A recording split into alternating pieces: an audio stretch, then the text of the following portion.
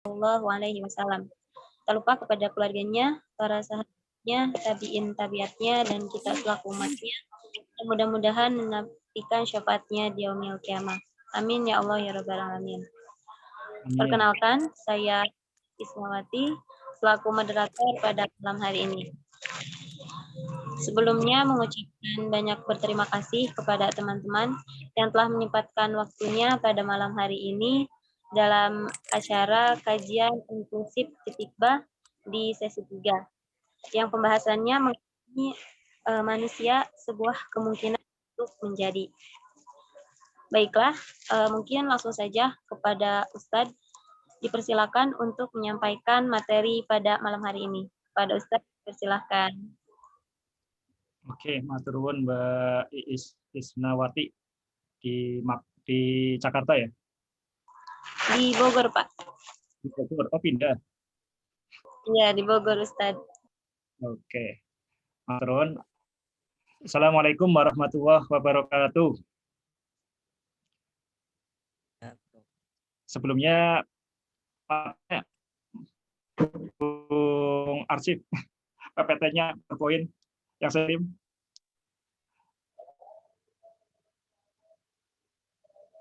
Proses, Ustaz. Udah diproses. Oke. Sambil nunggu PPT. Bismillah, walhamdulillah, wassalatu wassalamu ala rasulillah, wa ala alihi wa sahbihi wa mawalah, la hawla wa la quwata illa billah, amma ba'du. Sahabat Kutiba, dimanapun saat ini sedang berbahagia, kita masih dalam suasana Ramadan.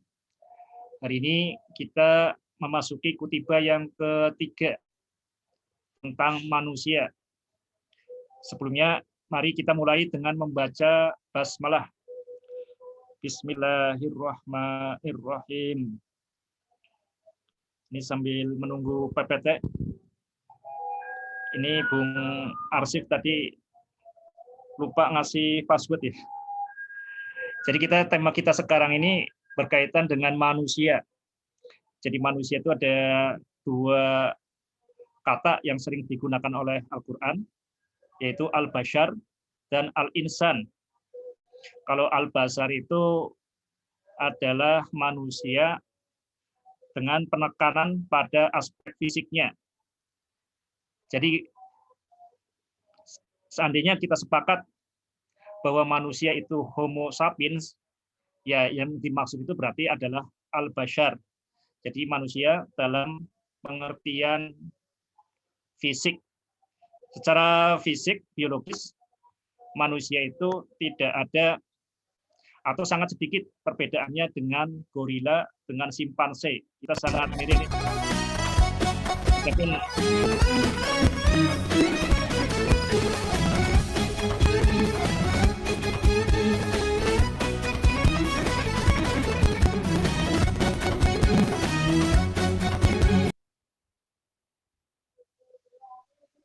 Maaf, ada iklan sepertinya. Ini saya bisa coret-coret ya? Oke, jadi ini PPT masih OTW ya, dalam proses, Bung Arsif? Ya, Ustaz, lagi loading. Oke, sip. Itu manusia yang pertama itu berkaitan dengan al-bashar. Jadi yang kedua, manusia dalam titik berat pada aspek spiritual, psikologis itu lebih sering disebut sebagai al-insan. Dan kalau kita tahu al-insan itu satu akar kata dengan nisyan, dengan lupa. Jadi kita akan tahu nanti bahwa keunggulan dan kelemahan manusia itu berkaitan dengan lupa, nisyan. Ya tadi Bung Asif sampai lupa ini ya, ngasih link ini. Oke. Jadi manusia yang kedua itu dengan menggunakan kata insan itu satu akar kata dengan nisyan, lupa. Kita lihat kalau di Al-Quran itu yang berkaitan dengan manusia sebagai khalifatullah fil ardh itu selalu atau dikaitkan dengan kata lupa. Walaqad ahidna ila adama min qablu fanasiya walam najid lahu azma. Nah, jadi Nabi Adam itu lupa ketika kemudian mendekati pohon huldi. Dan juga diceritakan juga berkaitan dengan Nabi Dawud.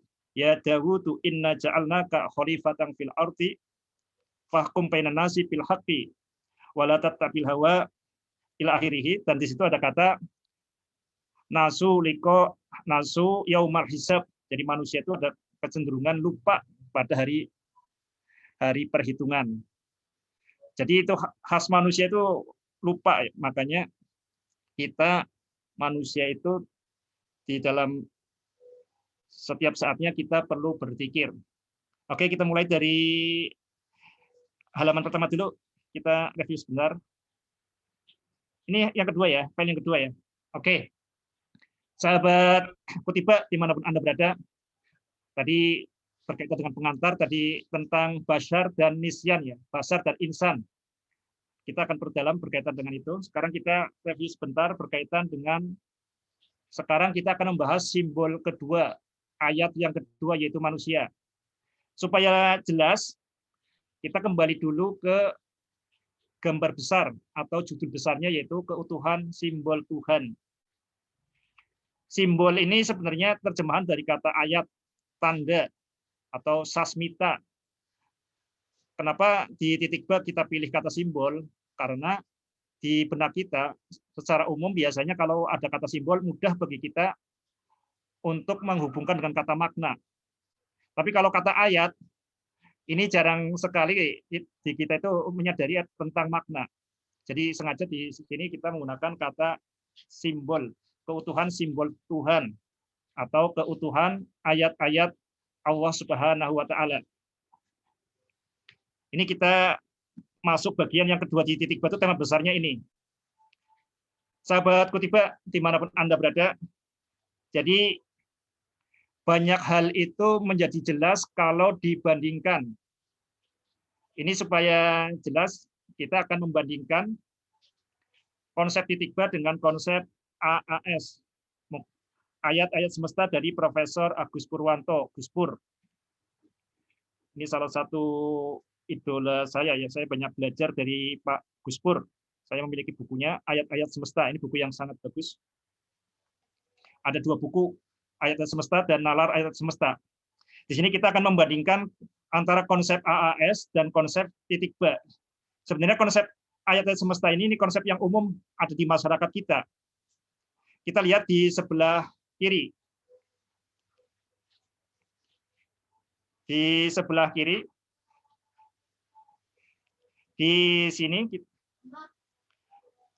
konsep dari Gus Pur. Ini ada tiga hal, ada tiga realitas di segala-galanya yang bisa kita sadari, yaitu Tuhan, manusia, dan alam. Ini konsep segitiga. Al-yawma akmaltu lakum dinakum. Al-yawma, hari ini disempurnakan bagimu agamamu. Dan Allah ridho Islam agamanya sebagai agama kalian. Nah, di sini kita lihat di konsep Gus Pur, Agus Purwanto yang disampaikan pada webinar di Unida Gontor, pesertanya dari Gontor.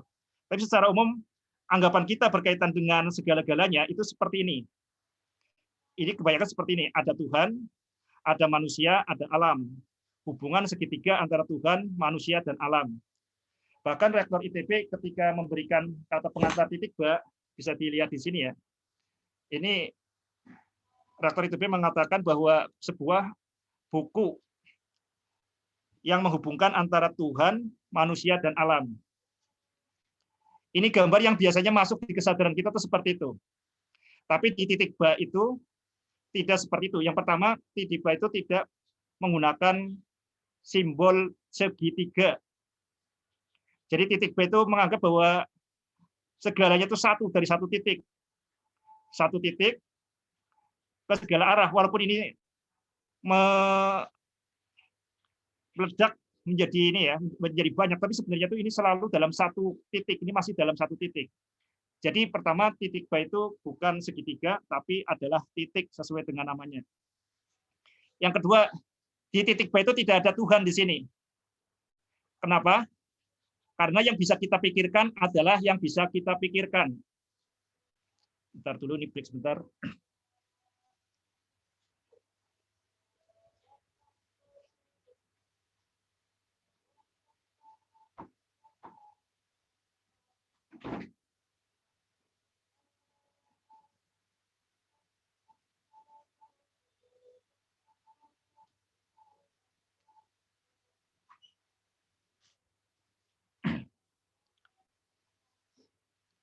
Jadi yang bisa kita pikirkan adalah yang bisa kita pikirkan.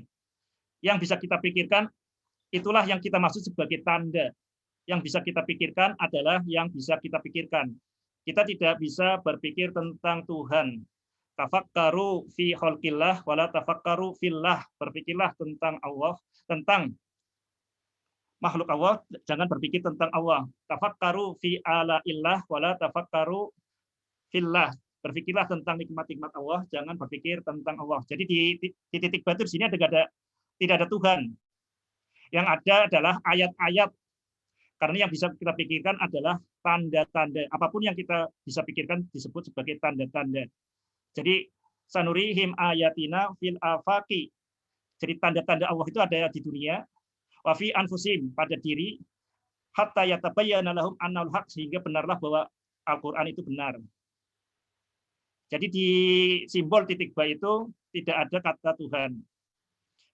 Yang di titik ba yang ada adalah tanda-tanda Allah, simbol-simbol dari Allah. Jadi kalau di simbol segitiga ini menganggap bahwa Tuhan, alam semesta, dan manusia ini sebagai realitas yang sejati yang ada. Di titik ba ini semua selain Allah pada sejatinya tidak ada.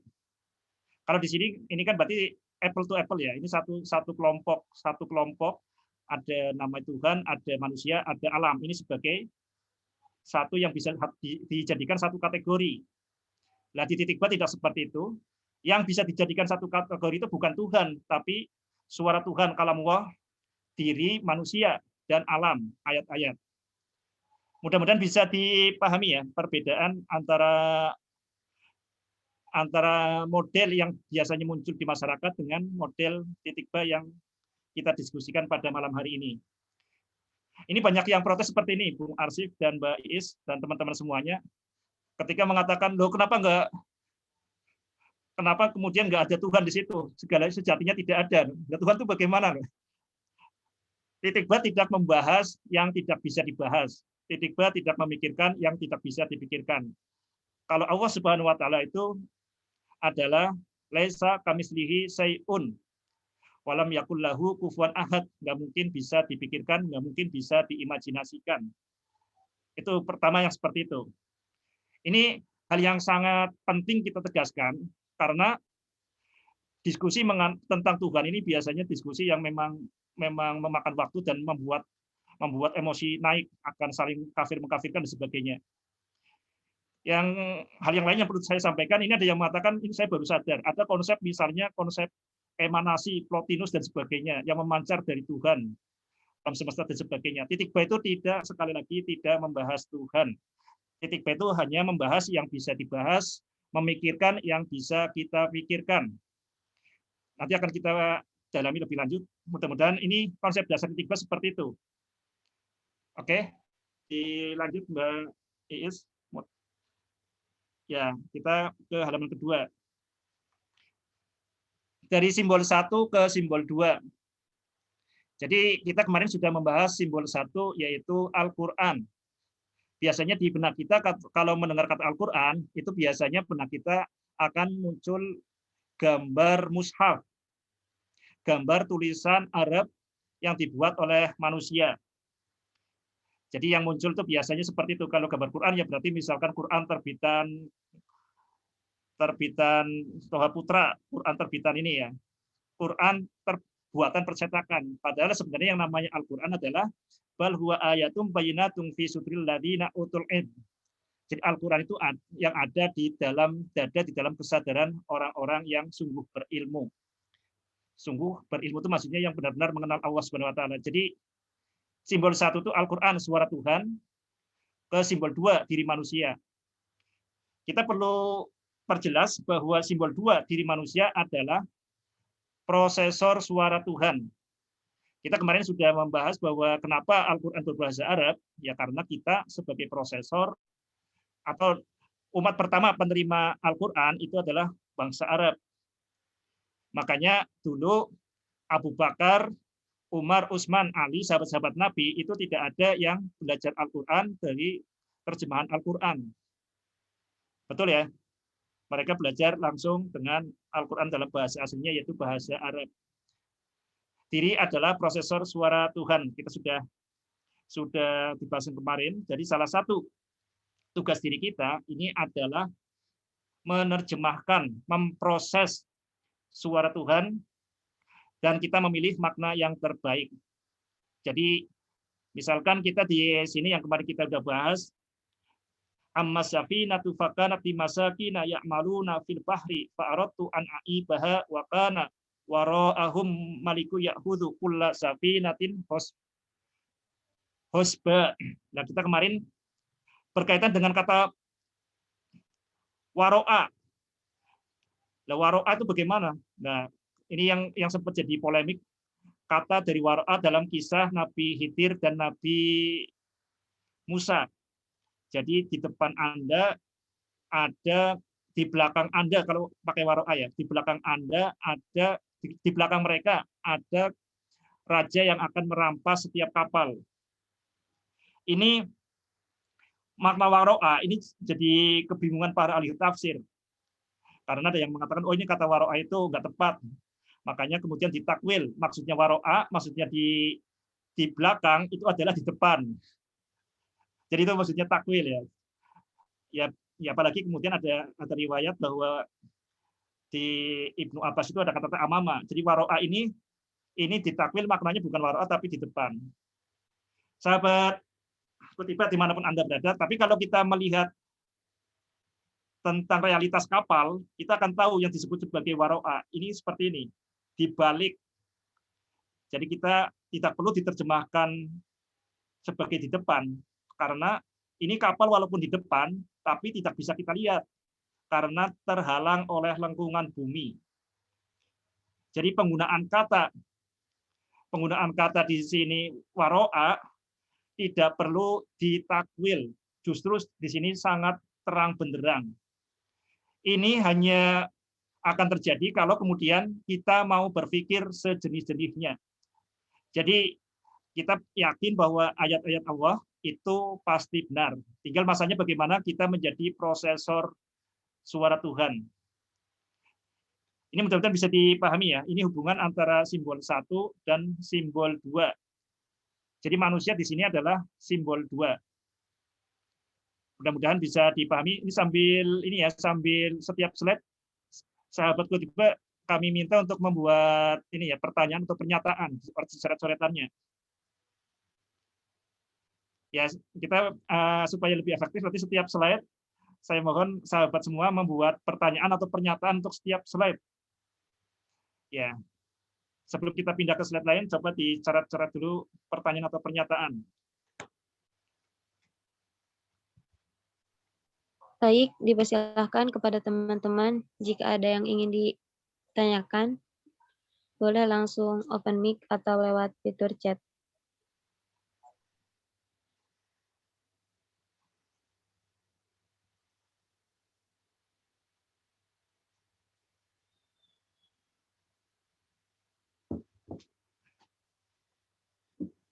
Oke, kita lanjut.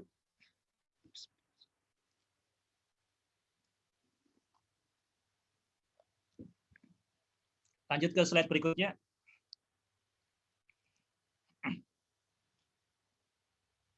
Oke, sahabat titik B, dimanapun Anda berada, ada kebiasaan buruk kita adalah menggunakan pengetahuan kita. Jadi pengetahuan itu sesuatu yang sangat berbahaya. Digarisbawahi, saya tidak salah berucap ya, pengetahuan adalah sesuatu yang sangat berbahaya. Kenapa? Karena ada kecenderungan kita ketika kita tidak tahu, sebenarnya tidak tahu, tapi kemudian kita menganggap atau menilai sesuai dengan pengetahuan kita. Jadi misalkan kita memahami yang dimaksud kalamullah, suara. kalamullah. Kita yang kebayang kalam suara, oh berarti ya sesuai dengan suara yang kita ketahui, suara yang jadi pengetahuan kita. Akibatnya ada kecenderungan kita itu kemudian membayangkan Allah Subhanahu wa taala itu seperti manusia dan sebagainya. Nah, itu pengetahuan itu sesuatu yang sangat berbahaya. Ini ada buku yang bagus, mungkin bisa dibaca nanti tentang misalnya Black Swan. Itu antara lain banyak sekali yang namanya pengetahuan itu sebenarnya yang dalam tanda kutip itu omong kosong dan hati-hati. Banyak kita merasa mengetahui dan kemudian ketika bertemu dengan sesuatu kita cenderung menganggap kita sudah tahu. Nah, kita tetap harus terbuka bahwa pengetahuan kita itu selalu bersifat sementara. Pengetahuan yang sejati adalah datang dari Allah Subhanahu wa taala. Coba sekarang kita coba mempertanyakan tentang suara Tuhan. Dari simbol 1 ke simbol 2. Suara di sini bisa kita pahami itu suara Tuhan itu bisa instruksi Tuhan, kode Tuhan dan sebagainya. Kalau nggak seperti itu kita susah akan memahami seperti ini. Wa auha rabbuka ilan nahli anittahidhi buyutan ya. Anittahidhi fil jibali buyutan. Dan Tuhan mewahyukan, memberi wahyu kepada lebah untuk membangun rumah-rumah di gunung, di pohon, dan di tempat tinggal manusia. Nah, kita ada kecenderungan kita membatasi diri kalau kemudian wahyu hanya berupa suara-suara. Nah, ini bagaimana caranya seperti ini? Ini kurang pas di situ. Boleh jadi kita yang dimaksud instruksi Tuhan itu bukan berupa huruf hijaiyah, tapi berupa kode-kode biokimia. Dengan kode-kode biokimia itu Allah Subhanahu wa taala mengendalikan, memberi instruksi kepada lebah ini. Ini yang pertama berkaitan dengan maksud dari kata suara Tuhan. Instruksi Tuhan, kode dari Tuhan. Jadi tidak harus berupa huruf hijaiyah, tidak harus berupa gelombang bunyi, tapi bisa juga berupa kode-kode biokimia. Kita mungkin bisa memahami seperti itu supaya pengetahuan kita itu tidak membuat kita malah semakin picik. Sekarang kita bisa lihat di sini instruksi khusus kepada ibunda Nabi Musa. Di sini ketika Nabi Musa kecil panik, bingung. Nah, ini bayi mau diapain? Padahal ketika itu Fir'aun, kita tahu di cerita itu Fir'aun itu akan membunuh bayi laki-laki. Nah, kemudian ketika panik itu disebutkan di sini ya. Qala qad utiya su'laka ya Musa wa laqad mananna 'alaika marratan ukhra id auhayna ila ummika ma yuha. Id auhayna, ketika kami mewahyukan, memberi wahyu kepada ibumu wahai Musa. Jadi Allah Subhanahu wa taala itu memberikan wahyu kepada ibunda Nabi Musa. Apakah wahyu itu berupa huruf-huruf hijaiyah? Apakah wahyu itu berupa bahasa Arab? Padahal kita tahu Nabi Musa itu bukan dari bangsa Arab. Jadi ini pentingnya kita supaya jangan sampai pengetahuan itu malah memperangkap kita. Jadi pengetahuan itu bukan untuk membelenggu, tapi pengetahuan itu sebagai pijakan, bukan kemudian jadi ikatan ya, yang mengikat kita. Ini hal yang sangat penting, makanya sebenarnya belajar agama itu membersihkan jiwa, termasuk dalam hal ini itu berarti menjernihkan nalar, membuat kita itu imajinasi terang benderang, membuat nalar kita tuh semakin cerdas. Jadi makanya dulu ketika kami sempat membuat sekolah namanya Makiyah, itu berangkat dari tesis sangat aneh kalau kemudian orang belajar agama tidak menjadi cerdas. Kalau kita tahu bahwa yang namanya imajinasi lebih penting dari pengetahuan, yang namanya agama iman itu melampaui itu. Jadi ini hal yang sangat dasar di titik B seperti itu. Ini sekali lagi, jangan sampai pengetahuan itu malah memperangkap kita. Pengetahuan adalah pijakan, bukan kemudian jadi belenggu. Jadi di sini berkaitan dengan kata misalnya kalamullah, suara Tuhan, jangan kemudian kita membatasi diri hanya berupa gelombang bunyi, hanya berupa huruf-huruf hijaiyah, hanya berupa bahasa Arab, hanya berupa suatu sarana yang kita alami sehari-hari. Jadi kita tahu bahwa di setiap hal yang kita ketahui itu adalah, di setiap butir yang kita ketahui itu ada lautan ketidaktahuan kita. Itu hal yang sangat dasar. Jangan sampai pengetahuan membelenggu kita. Oke, ini satu slide. Bisa bikin catatan dan bikin pernyataan atau pertanyaan.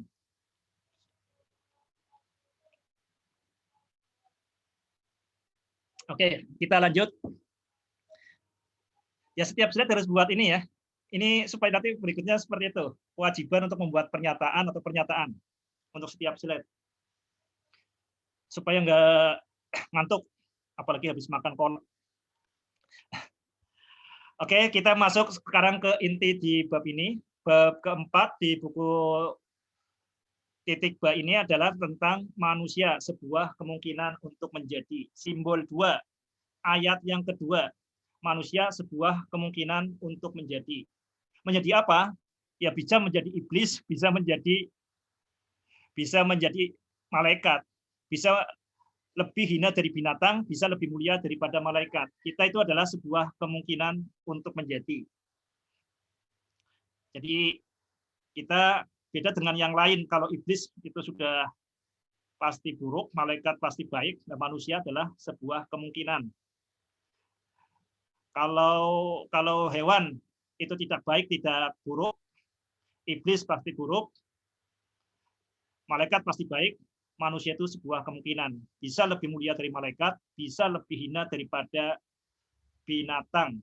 Manusia adalah sebuah kemungkinan untuk menjadi. Itu maksudnya seperti itu.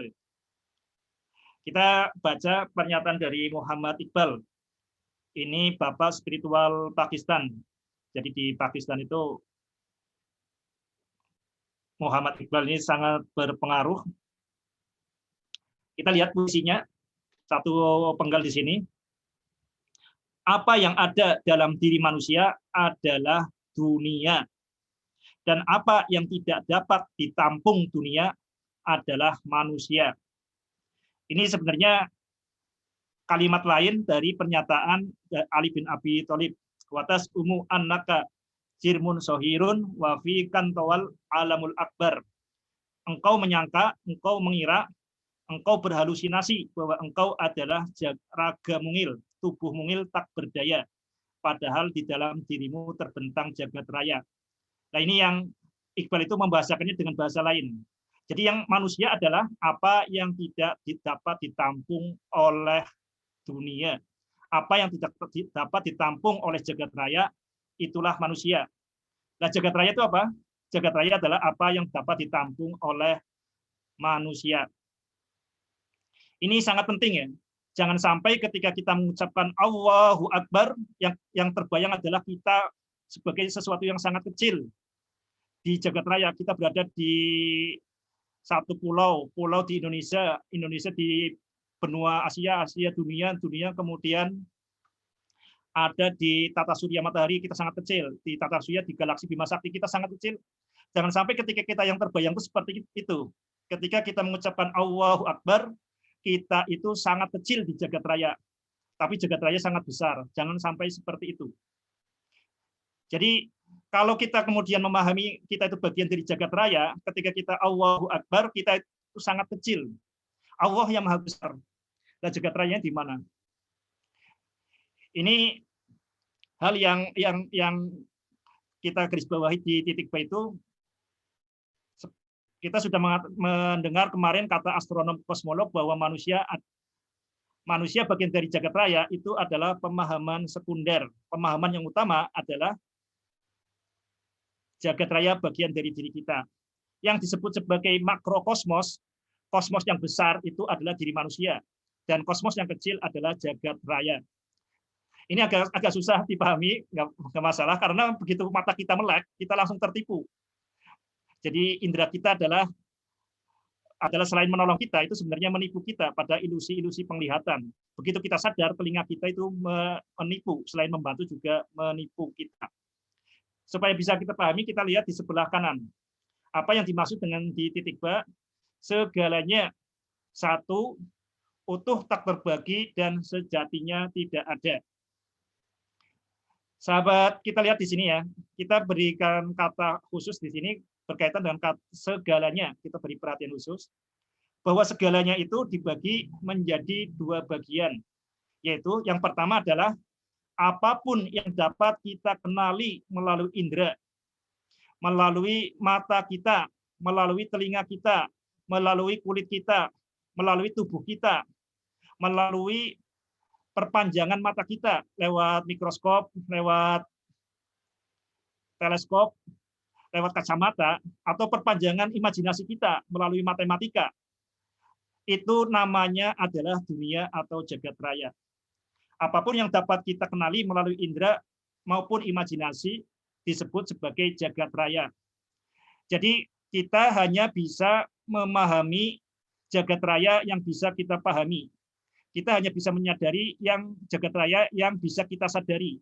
Jagat raya yang berada di dalam kesadaran kita, itulah jagat raya yang bisa kita sadari. Kalau seandainya ada yang di luar kesadaran kita, ya kita nggak tahu. Jadi jagat raya yang kita sadari itu selalu berada di dalam kesadaran kita. Ini adalah segalanya pada poin yang pertama. Dan yang kedua adalah selain yang tercakup pada poin 1. Jadi ini menyadari bahwa segala-galanya itu berarti mencakup yang bisa kita pahami maupun yang tidak bisa kita pahami. Alimul ghaibi wasyahadah. Jadi ada yang bisa kita tangkap dengan indera maupun imajinasi kita, ada juga hal-hal yang tidak bisa kita tangkap dengan imajinasi kita sekalipun. Jadi ini hal yang kita maksud bahwa jagat raya itu adalah bagian dari diri kita. Yang kedua yang bisa kita pahami dari ini, bahwa manusia itu bukan hanya menyadari yang ada. Manusia itu juga menyadari bisa membuat sesuatu yang tidak ada. Justru kekuatan manusia itu bisa membuat sesuatu yang tidak ada. Kacamata tidak mungkin tercipta kalau manusia tidak mampu membayangkan yang tidak ada. Jadi kemampuan manusia yang utama itu adalah membayangkan yang tidak ada. Ini perlu digarisbawahi, banyak kita itu tertipu berkaitan dengan pendidikan, sekolah itu menganggap adalah yang penting adalah pengetahuan, mempelajari sesuatu yang ada. Padahal yang terpenting adalah kemampuan kita membayangkan, menciptakan sesuatu yang tidak ada. Jadi imajinasi itu hal yang lebih penting daripada pengetahuan. Jadi itu kemampuan manusia, yaitu tidak dapat ditampung oleh dunia akibat kemampuan kita membayangkan yang belum ada, yang tidak ada. Pesawat terbang, tempe goreng, tahu aci, handphone tidak mungkin tercipta kalau kita tidak memiliki kemampuan untuk melampaui jagat raya. Kemampuan melampaui sesuatu yang ada. Ini yang kita maksud berkaitan dengan manusia itu apa? Manusia adalah yang tidak dapat ditampung oleh dunia. Kalau kita hanya bisa mengenali yang ada, segala yang ada itu kita perlu memperluas kesadaran kita. Karena manusia itu adalah pencipta yang kedua. Untuk menjadi pencipta yang kedua, berarti kita harus bisa membayangkan yang belum ada, yang tidak ada saat ini. Oke, silakan membuat pernyataan dan pertanyaan sebelum masuk ke slide berikutnya. Sambil diminum ya.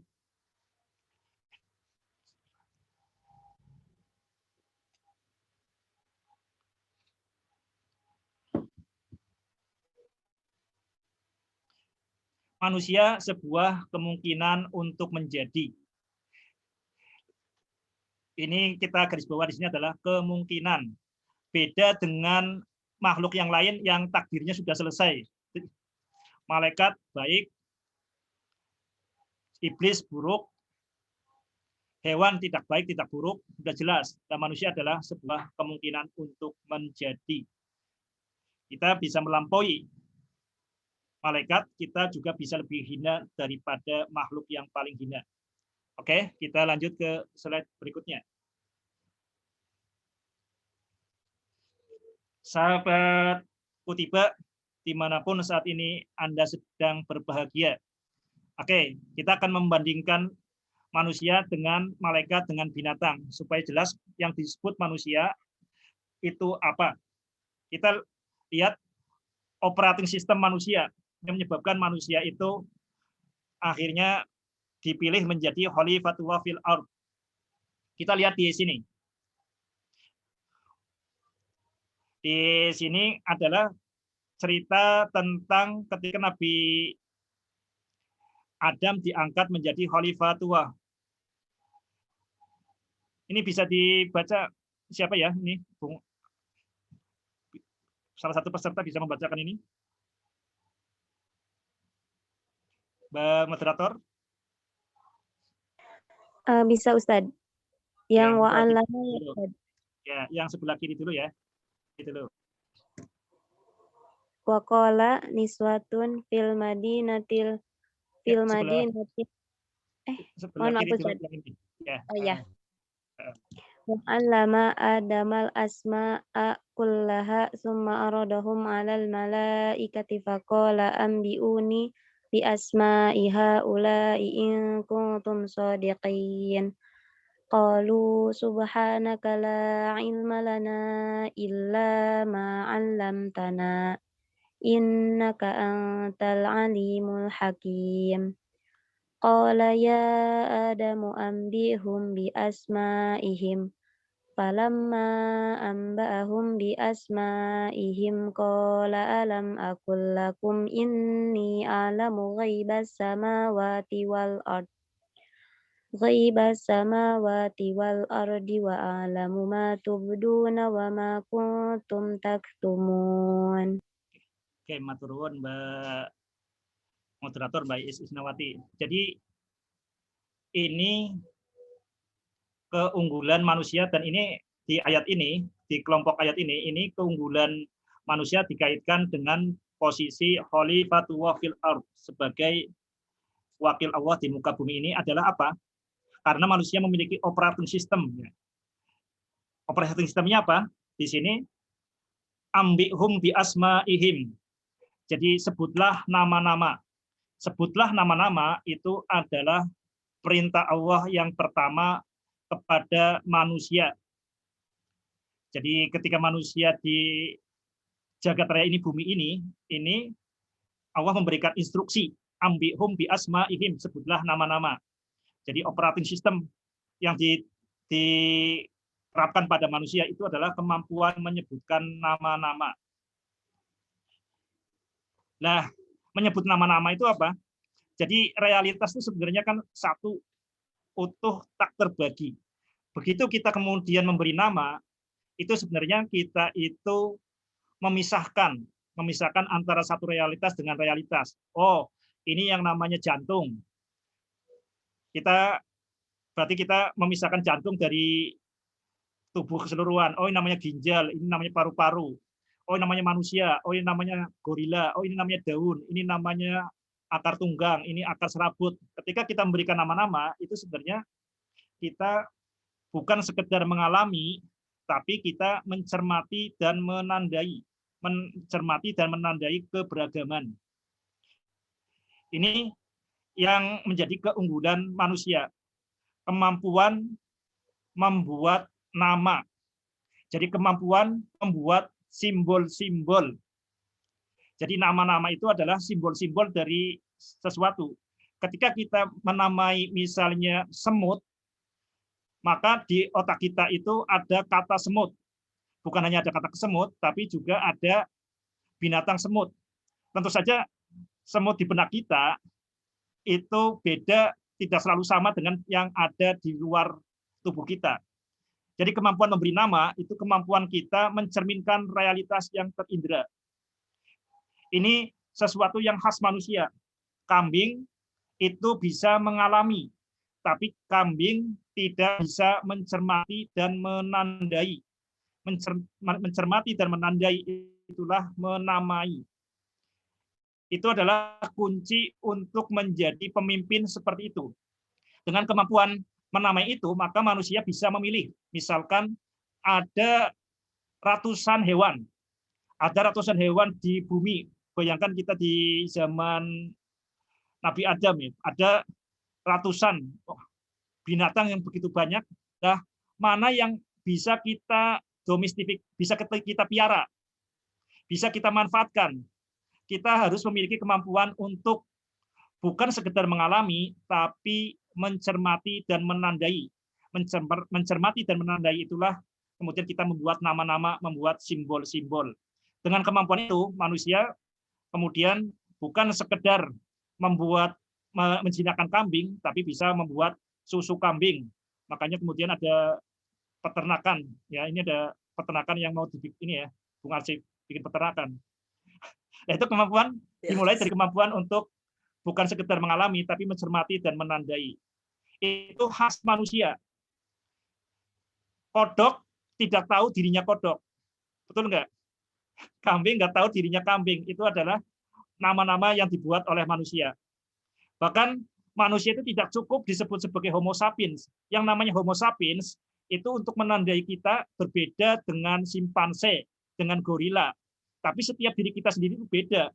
Makanya ada yang namanya Arsif Arianto, ada yang namanya Isnawati dan sebagainya. Karena setiap manusia sendiri itu beda.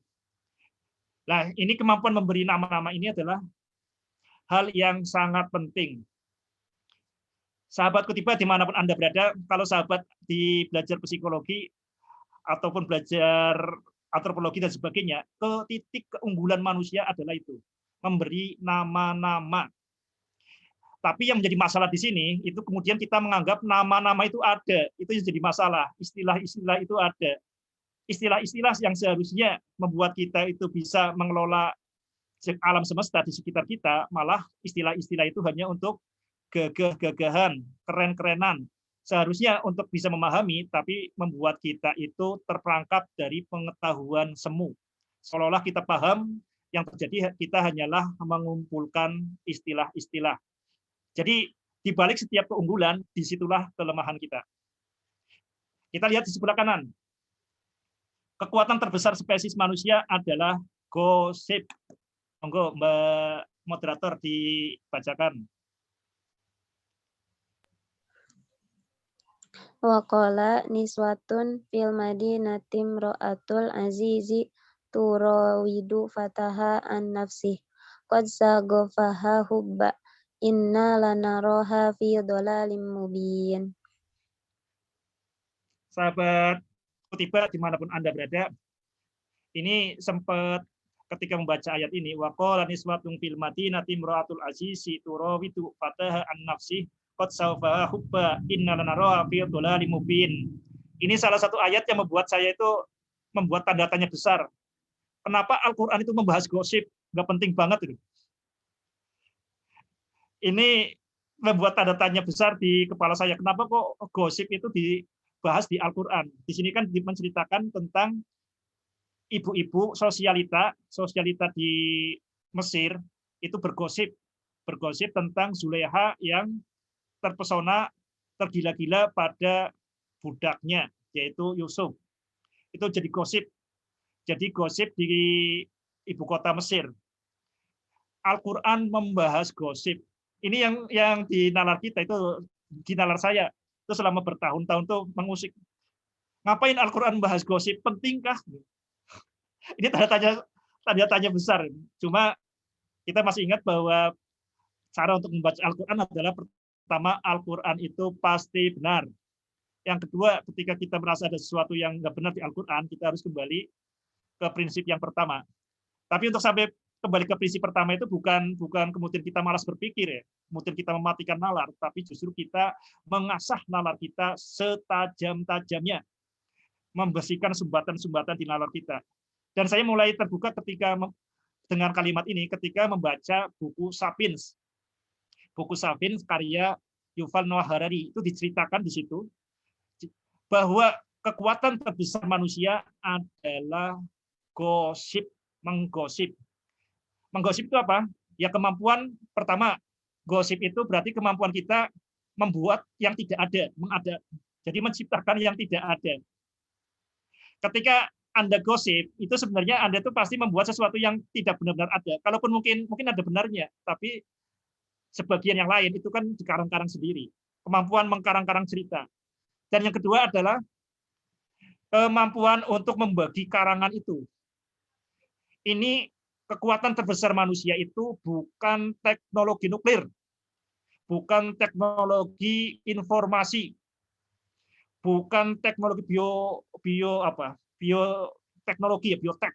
Tapi kekuatan manusia yang terbesar ini adalah gosip. Karena kemampuan gosip, manusia itu bisa membuat piramida. Karena kemampuan gosip, manusia bisa membuat negara. Karena kemampuan gosip, manusia bisa menciptakan yang tidak ada. Karena adanya gosip, manusia bisa bekerja sama yang bahkan tidak bisa dilakukan oleh hewan. Kalau hewan itu paling bisa hanya beberapa bisa bersatu, tapi manusia itu bisa ribuan orang menciptakan kapal selam. Kapal selam itu berapa komponennya untuk bisa membuat itu? Itu dikerjakan oleh ribuan orang di tempat yang berbeda-beda. Kenapa bisa membuat kapal selam? Itu kemampuan untuk gosip. Gosip itu sebenarnya dalam tanda tanya ini gosip itu yang buruk ya. Tapi di sini gosipnya kata netral. Jadi kemampuan membuat bahasa simbol yang sama itu kemudian orang bisa berkomunikasi meskipun terpisah generasi, meskipun terpisah geografi. Jadi jangan sepelekan kekuatan gosip. Indonesia bisa dibangun karena ada yang bisa menyebarkan gosip merdeka atau mati. Indonesia ini memiliki nasib yang sama sebagai bangsa yang dijajah Hindia Belanda. Kesamaan nasib dan sebagainya itu harus dibentuk terus-menerus hingga terciptalah Negara Kesatuan Republik Indonesia. Jadi makanya Yahudi, penguasa dunia itu sadar betul kekuatan manusia itu di sini. Kita tahu Facebook itu tempatnya gosip, itu dikuasai Mark Zuckerberg, Google, Microsoft, termasuk juga Hollywood membuat cerita-cerita itu bukan hal yang kecil. Kalau komputer itu diprogram dengan logika, dengan algoritma, tapi manusia itu diprogram dengan cerita. Jadi bukan sekedar informasi, tapi juga adalah emosi. Bukan yang sekedar informasi tentang yang ada, bahkan yang tidak ada. Kemudian ada cerita Superman, Batman, dan sebagainya. Itu orang-orang Yahudi itu sangat sadar betul kekuatan dari gosip, kekuatan dari bahasa. Manusia itu kekuatan utamanya adalah bahasa, makanya kelemahan utamanya juga adalah tentang bahasa. Bahasa itu termasuk gosip ini adalah praktek berbahasa seperti itu. Makanya sungguh tepat, sungguh sempurna Al-Quran itu memberi perhatian berkaitan dengan gosip. Silakan memberi catatan atau pertanyaan sebelum masuk ke slide berikutnya.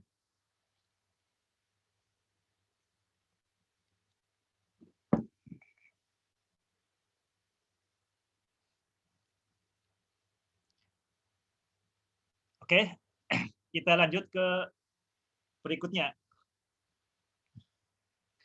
Sahabat Kutiba, dimanapun saat ini sedang berbahagia, bahasa itu keunikan manusia. Tadi kita sudah tahu bahwa yang menyebabkan manusia itu lebih unggul daripada malaikat terkait dengan khalifatullah, dengan kekhalifahan di bumi, itu adalah kemampuan ambihum bi asma'ihim. Sebutlah nama-nama. Malaikat hanya bengong, manusia bisa menjalankan instruksi Tuhan. Kenapa manusia bisa menjalankan instruksi Tuhan? Ya karena di manusia itu sudah ada instruksi Tuhan dan kita bisa memprosesnya. Ini kekuatan bahasa.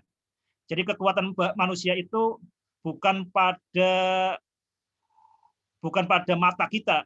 Mata kita kalah dengan mata elang. bukan pada telinga kita. Telinga kita itu tuli dibandingkan telinga kelelawar. Juga bahkan bukan pada otak kita ini ya. Otak kita tuh nggak terlalu lebih besar daripada otak gajah atau otak lumba-lumba, bahkan otak simpanse itu bukan seperti itu. Tapi ada sesuatu yang khusus, yaitu adalah kemampuan kita bahasa. Kalau di buku Sapiens itu dijelaskan, entah kapan, yang jelas keunggulannya seperti itu. Kenapa manusia bisa berbahasa? Dan bahasa itu adalah keunggulan manusia sehingga menjadi pemimpin jagat raya. Adalah pada bahasa, suatu kebetulan. Nah, kalau bahasanya Yuval Noah Harari itu suatu kebetulan. Tapi kita tahu kalau kita dibaca Al-Quran, ini adalah kehendak dari Allah Subhanahu wa Ta'ala. Tapi perlu diingat, keunggulan itu berarti kelemahan. Keunggulan manusia adalah bahasa. Dan kita tahu yang namanya bahasa itu sebenarnya tuh bebas-bebas saja. Kita bisa menyebut orang yang berjenggot seperti saya sebagai syekh. Bisa juga disebut sebagai ilmuwan. Bisa juga disebut teroris. Jadi satu hal bisa disebut dengan macam-macam. Siapa yang bisa menguasai bahasa itu, yang menguasai dunia. Begitu orang berjenggot disebut teroris, ya kita bisa dipentungi orang jenggot dicari-cari. Begitu kita sebut orang berjenggot itu seperti Maxwell, seperti Darwin sebagai ilmuwan, nah ini terkesannya pinter. Sebagai ini. Jadi manusia itu kelemahannya pada bahasa, kemudian juga pada bahasa. Lah, ini yang hati-hati. Kapan manusia kemudian terjerumus, kita bisa belajar pada cerita Nabi Adam. Jadi ketika Nabi Adam gagal memberi nama. Kita lihat di sini. Dibaca lagi sampai ini ya. Bisa gantian ya. Mbak Iis bisa, atau ada yang lain bisa ini, sukarelawan. Bung Arsif, baca Bung Arsif. Atau siapa nih? Silakan Mbak Moderator, atau Mbak Moderator aja lagi. Boleh Ustadz, dari mana Ustadz? Sampai sini ya, sampai 120. Sampai 120, ya Ustadz. Walaqad ahidna ila adama min qablu fanasiya walam najid lahu azma. Wa idz qulna lil malaikati isjudu li adama fasajadu illa iblis aba faqulna ya adamu inna hadza aduwwan laka wa li zawjika fala yukhrijannakuma minal jannati fatashqa inna laka alla tajura'a fiha wa la ta'ra wa annaka la tazma'u fiha wa la tadha fasawfa ilaihi syaitan fawaswasa ilaihi syaitanu qala ya adamu hal adulluka ala syajaratil khuldi wa mulkil la yabla. Oke, di sini cerita ketika Nabi Adam dijatuhkan oleh iblis. Fawaswasa ilaihi syaitanu qala ya adamu hal adulluka ala syajaratil khuldi wa mulkil la yabla. Jadi dikatakan oleh setan, jadi setan itu bisa jenis jin maupun jenis manusia, dari jenis yang bisa kita lihat maupun yang kita lihat, dari jenis yang bisa kita sadari maupun tidak kita sadari. Ya Adamu, wahai Adam, hal adulluka ala syajaratil khuldi wa mulkil la yabla. Wahai Adam, maukah kamu saya tunjuki? Saya tunjukkan. Tunjukkan apa? Tunjukkan syajaratil khuldi, pohon keabadian. Wa mulkil la yabla, dan kerajaan yang tidak akan punah. Jadi pohon yang sama dikatakan oleh Allah Subhanahu wa taala, la taqraba hadhihi syajarah, jangan dekati pohon ini. Tapi kemudian iblis membalikan yang tadi. Membalikan yang tadinya tidak didekati tapi dikatakan oleh iblis ini sebagai syajaratul khuldi, pohon keabadian. Dan karena itu kemudian manusia dalam hal ini Adam itu terusir di dalam surga. Itu kalau makna terleknya seperti itu ya. Makna sederhananya seperti itu. Jadi yang bisa kita pelajari di sini tadi Adam menjadi khalifah, menjadi unggul di atas malaikat itu karena kemampuan memberi nama. Dan Adam terusir dari surga atau menjadi makhluk yang hina itu karena kegagalan memberi makna. Ini baik keunggulan maupun kelemahannya itu berkaitan dengan pemberian makna. Sahabat Titikba dimanapun Anda berada, cuma sayang sekali kita ketika memahami cerita di Al-Quran itu lebih ke masa lalu. Jadi kita sering ketika cerita tentang Nabi Adam pun yang kita bayangkan adalah sorotan kita menyoroti masa lalu. Padahal seharusnya masa lalu itu menyoroti kita di saat ini dan ke depan. Jadi cerita itu bukan sekedar hiburan atau sekedar kita imani supaya masuk surga, tapi yang namanya cerita di Al-Quran itu adalah hudal lil muttaqin, sebagai petunjuk, sebagai teori, sebagai pedoman, sebagai handbook. Nah, ini berkaitan dengan kegagalan pemberian nama, kegagalan manusia. Ini detail operasionalnya kita bisa baca dari ini, Edward de Bono. Bahasa adalah pembangun dan penghancur peradaban manusia. Sahabat Kutiba dimanapun Anda berada, kita ngomong dengan bahasa, kita kuliah dengan bahasa. Kita seringkali bahasa itu menipu kita. Misalkan kata sinus, kosinus, tangen, trigonometri. Kita harus bisa membedakan dua hal ini ya. Bedakan antara paham dengan akrab dengan istilah. Kita karena setiap hari kemudian dibombardir dengan kata sinus, kosinus, tangen, trigonometri, kadang-kadang kita kemudian merasa paham. Padahal yang terjadi kita hanya akrab dengan istilah itu. Ini yang perlu kita hati-hati. Bedakan antara paham dengan akrab. Kalau paham, itu berarti kita bisa menyibak makna di balik istilah. Istilah menjadi tidak penting. Istilah itu adalah simbol, istilah adalah bungkus. Di balik istilah, di balik simbol itu ada makna, itu berarti paham. Yang bedakan dengan yang kedua dengan sekedar akrab dengan istilah. Ini yang terjadi di pendidikan kita, itu seringkali hanya akrab dengan istilah, akrab dengan rumus-rumus. Karena akrab, kita merasa paham. Makanya bahasa itu pembangun dan penghancur peradaban. Bahasa itu adalah pengasah, penjernih, dan bisa juga menjadi penyumbat kesadaran, penyumbat nalar. Coba kita bisa dengarkan dari pakar berpikir, Edward de Bono. Kita bisa disimak di sini kata-kata dari Edward de Bono ya. Bahasa adalah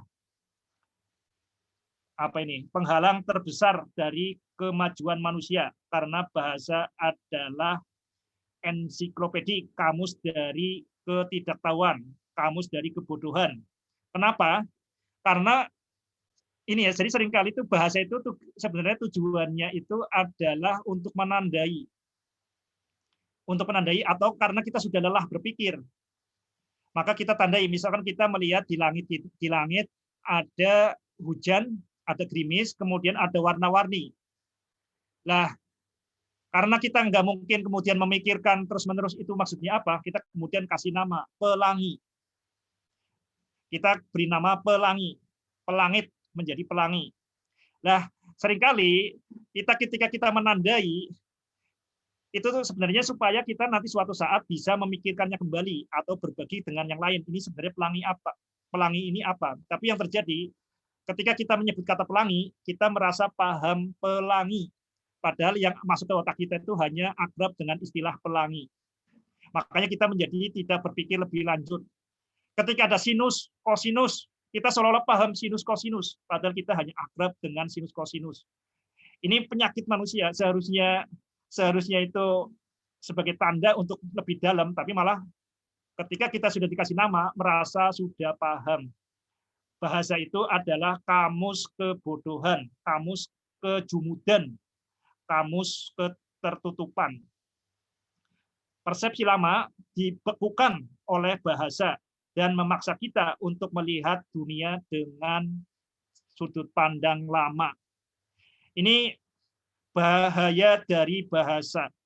Bahaya dari bahasa ini bukan hanya berlaku pada Nabi Adam, Mr. dan Mrs. Adam, tapi juga pada Mr. dan Mrs. Arsip Arianto. Ini bahaya ini bukan hanya pada Nabi Adam, tapi bisa pada Mbak Iis Isnawati, Mbak Maya Priana, Mbak Nona Fadila, dan rekan-rekan semua. Jadi apa yang bisa menjatuhkan Adam pada zaman dulu, itu juga yang berpeluang besar menjatuhkan kita pada saat ini. Oke, monggo dibuat pernyataan atau pertanyaan. Sambil minum dulu.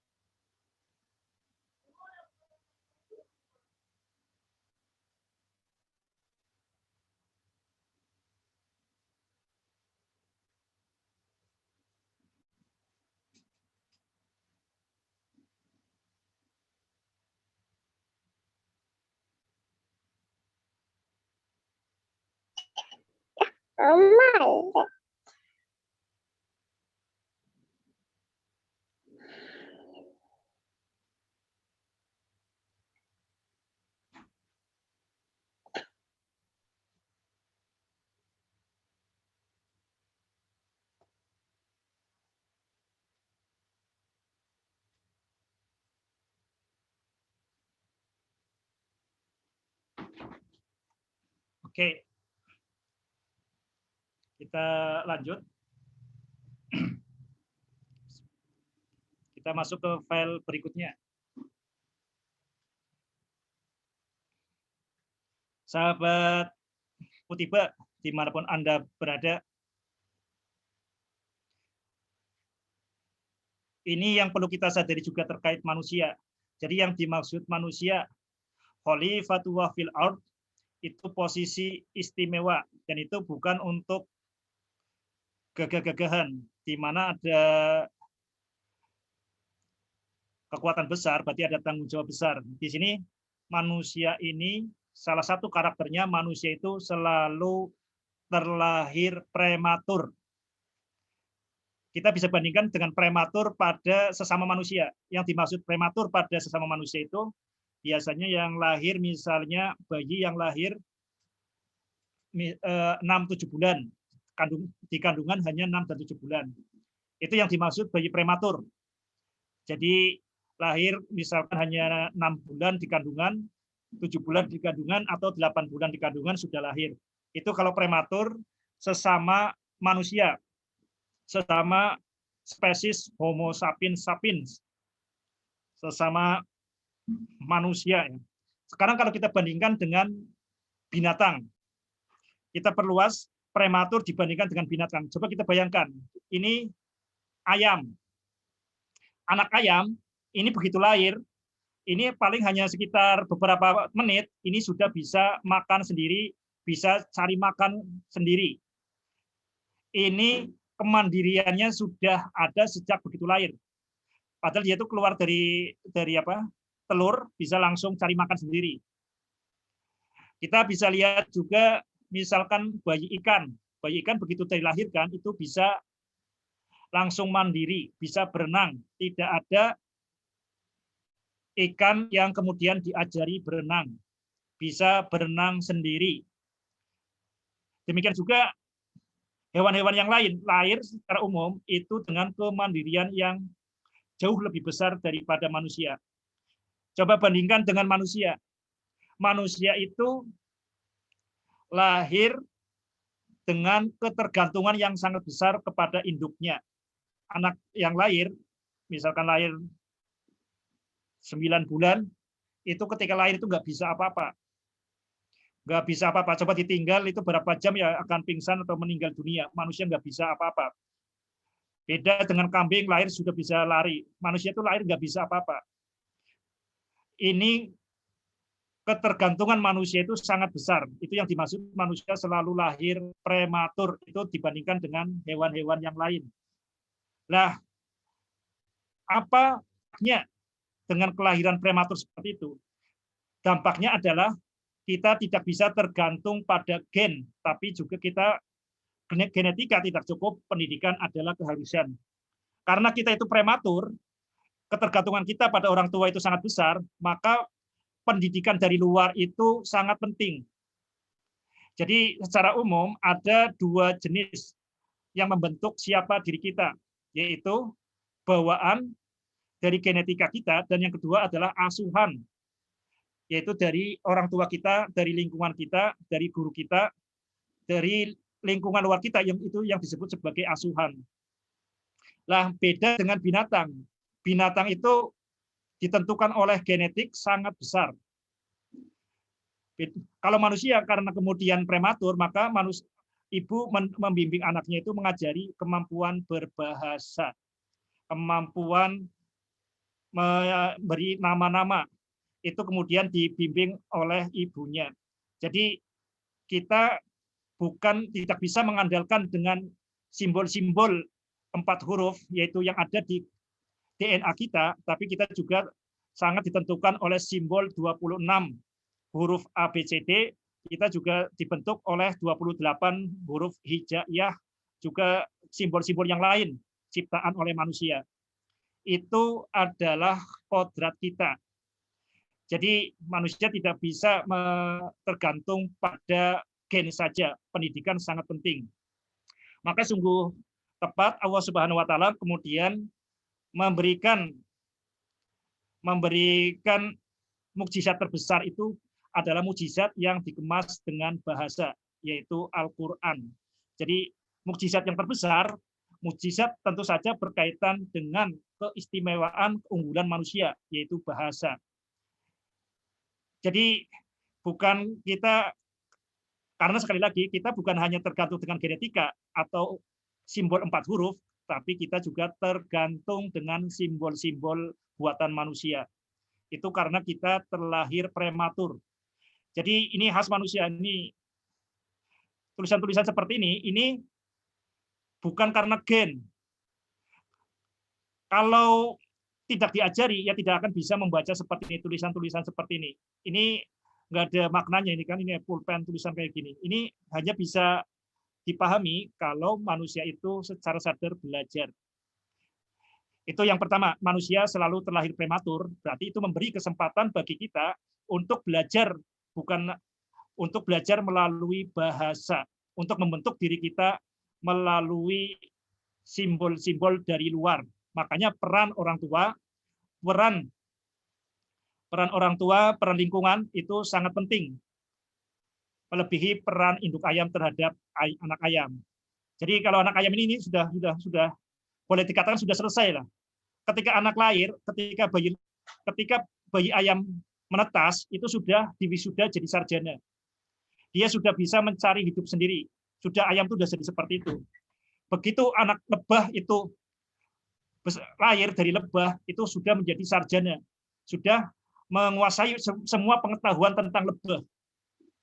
Beda dengan manusia lahir, dia itu belum jadi manusia.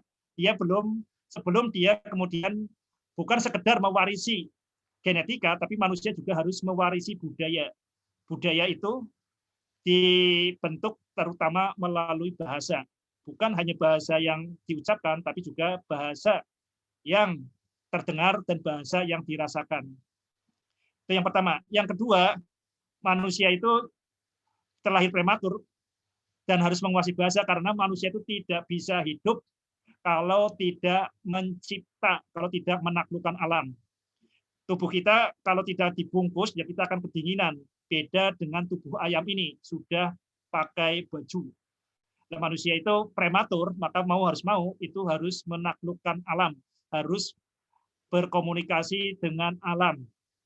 Dan itu hanya dimungkinkan kalau kita memiliki kemampuan untuk mencermati, mengalami, dan menandai. Oke, demikian. Monggo dibuat pernyataan atau pertanyaan.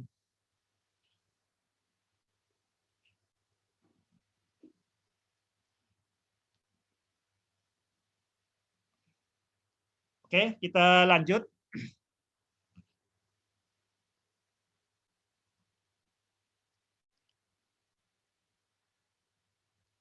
Oke, sahabat Kutiba, dimanapun Anda berada, tadi berkaitan dengan kodrat manusia dibandingkan dengan binatang. Sekarang kita lihat manusia itu sendiri.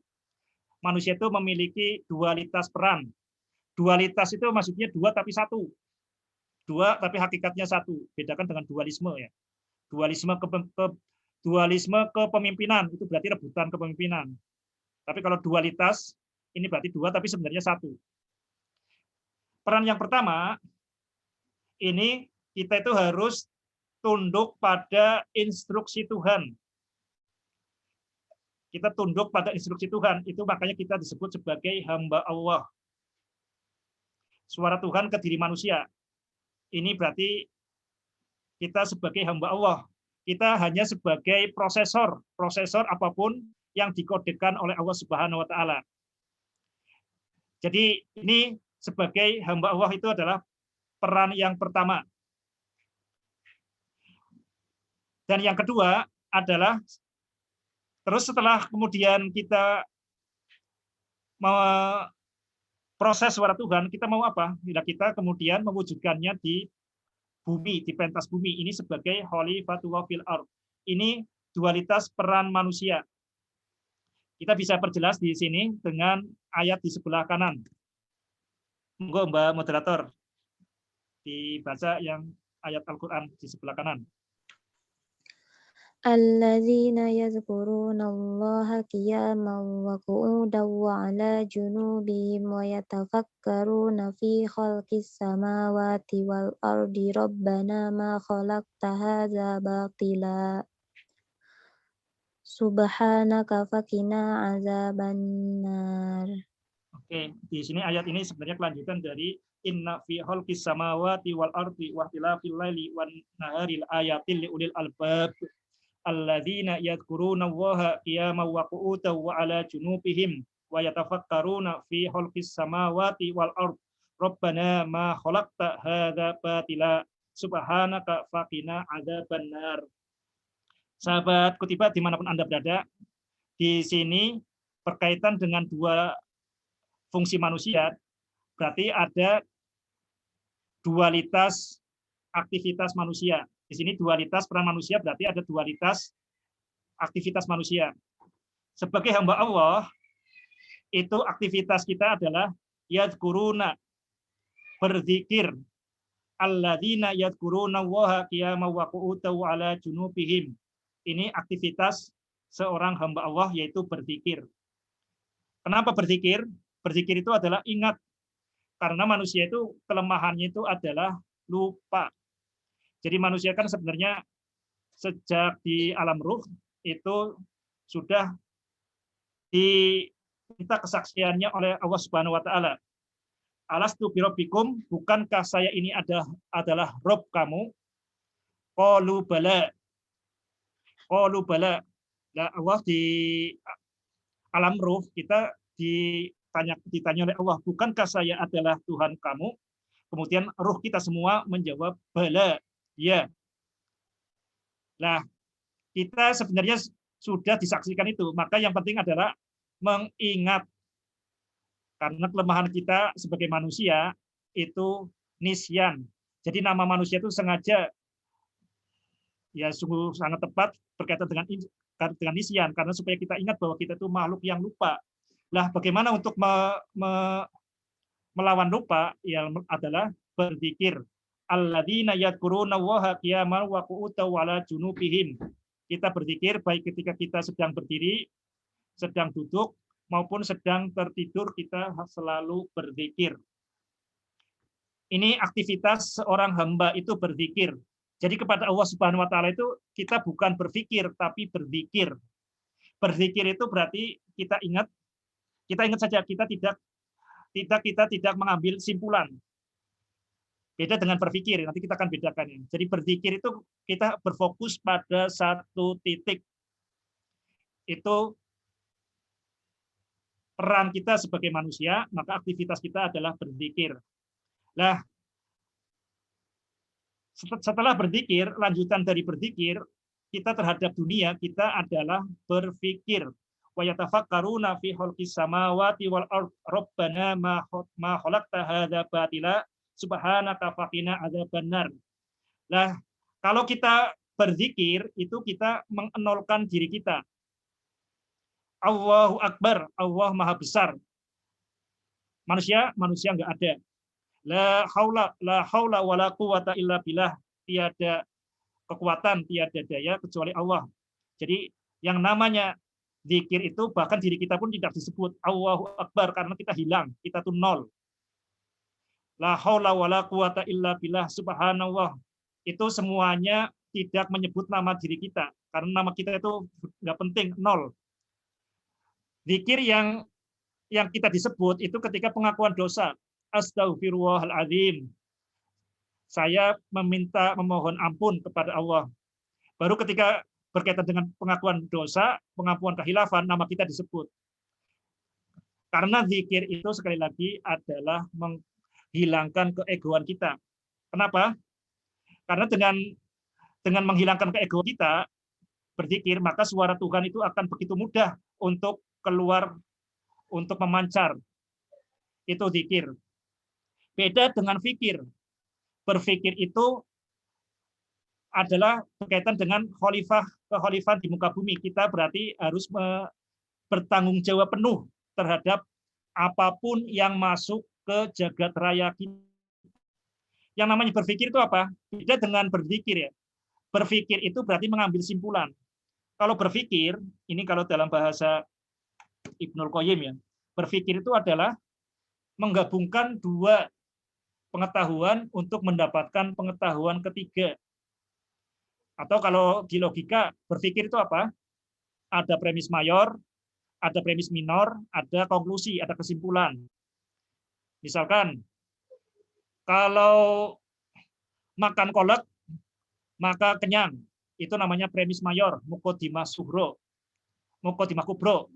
Nah, saya makan kolak, itu muqaddimah sughra, premis minor. Ada dua pengetahuan, premis mayor, premis minor, maka didapat pengetahuan ketiga, yaitu kesimpulan atau natijah, berarti saya kenyang.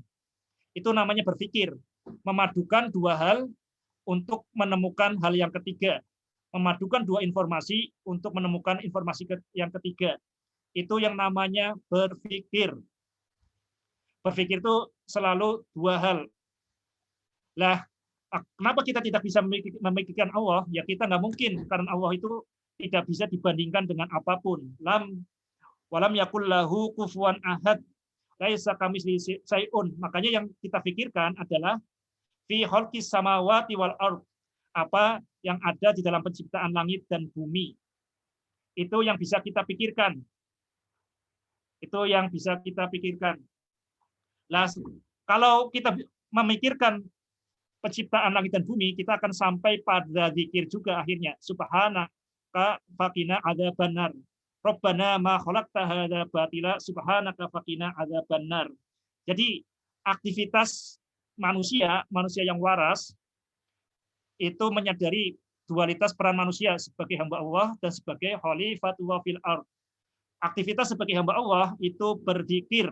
Berzikir itu mengosongkan diri kita. Mengosongkan diri kita dan kita ingat kepada Allah Subhanahu wa taala. tidak berpikir itu adalah zikir.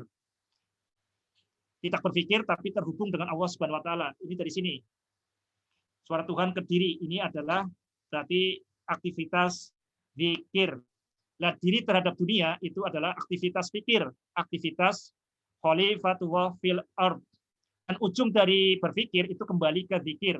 Rabbana ma khalaqta hadza batila. Subhanaka faqina adzabannar. Rabbana ma khalaqta hadza batila. Ya Rabb, tidaklah Engkau menciptakan semua ini sia-sia. Tapi kita harus berpikir dulu. Kalau kita kemudian nggak berpikir, kita mengatakan Rabbana ma khalaqta hadza batila, yaitu seperti kita beo saja, mengucapkan kata tanpa kesadaran. Agar kita benar-benar menyadari Rabbana ma khalaqta hadza batila, kita harus sadar, harus peduli dengan diri kita dan di sekitar kita. Ini dualitas peran manusia. Sebagai hamba Allah kita berpikir, dan sebagai khalifatullah fil ard kita berpikir. Sahabat titik ba dimanapun Anda berada, tapi kita harus mencermati seperti ini. Ini ada kecenderungan di pikiran kita itu untuk menjadi tidak waras. Tidak waras itu apa? Tidak waras itu berarti terpisah. Kita memahami suatu konsep itu terpisah, ya. Kita menganggap hamba Allah dan khalifatullah itu sebagai dua hal yang terpisah. Itu tidak seperti itu. Karena segalanya itu adalah satu, utuh tak terbagi. Jadi peran hamba Allah dan khalifatullah itu bukan dua peran yang terpisah, tapi dua peran yang sebenarnya satu. Jadi kita menjadi hamba khalifatullah fil ard itu dalam rangka kita sebagai hamba Allah. Wa ma khalaqtul jinna wal insa illa liya'budun. Dan tidaklah Allah Subhanahu wa taala menciptakan manusia dan jin kecuali untuk beribadah, untuk mengabdi. Jadi khalifatullah, ya ini pada hakikatnya adalah sebagai peran kita sebagai hamba Allah. Ini hanya lanjutan dan terusannya. Itu hal yang perlu digarisbawahi. Yang kedua, kalau hamba Allah ini tidak ada pembatasan. Tapi khalifatullah fil ard, tapi sebagai khalifah kita dibatasi, yaitu fil ard. Kita menjadi khalifah di mana? Di bumi. Sahabat Kutiba dimanapun Anda berada, sekarang kita garis bawahi pengertian di bumi.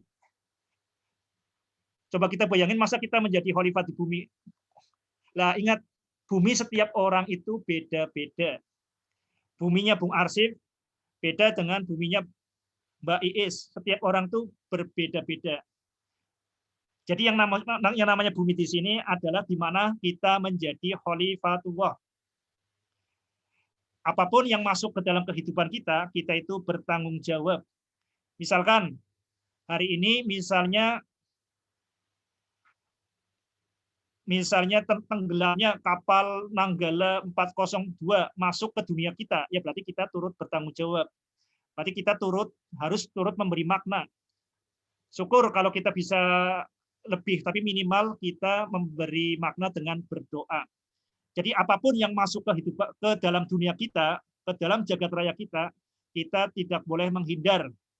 Kalau ada apapun yang masuk ke dunia kita itu bukan tanpa kesengajaan. Apapun yang masuk ke dunia kita, entah kita ketemu dengan teman yang nakal, teman yang baik, kemudian berita di kutub utara, kutub selatan, kalau masuk ke jagat raya kita, ya berarti kita diminta, kita harus bisa memberi makna. Dan tentu memberi makna yang terbaik itu kalau memberi maknanya itu berasal dari titik ba, dari semangat Bismillahirrahmanirrahim, dari suara Tuhan, dari diri menuju ke dunia, dari dalam ke luar. Itu yang bisa saya sampaikan pada slide kelima ini. Tinggal satu slide lagi. Monggo silakan ditulis, beri pernyataan dan pernyataan. Pernyataan atau pertanyaan.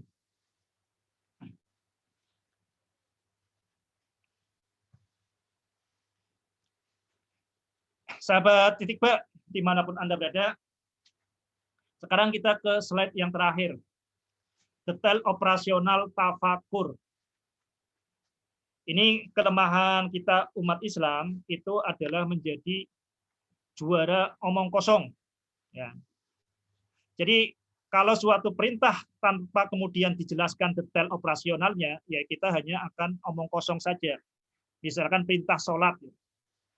Sholatlah. Nah, kita kalau kemudian sholatlah, hanya menyebut sholatlah, sholatlah. Dirikanlah sholat, dirikanlah sholat. Kita bisa mengulang ribuan kali, dirikanlah sholat, dirikanlah sholat. Tapi kalau kita tidak memikirkan detail operasionalnya, itu kita seperti mengejek Tuhan, mengejek Allah Subhanahu wa Ta'ala. Dirikanlah sholat, dirikanlah sholat. Kita bisa menjalankan kata dirikanlah sholat kalau kita bisa memahami detail operasionalnya. Sholat itu bagaimana? Rukunnya apa saja? Syarat wajibnya apa saja? Bacaannya apa? Kemudian menghadap kiblat, kiblat itu di mana? Bagaimana maksud menghadap kiblat dan seterusnya.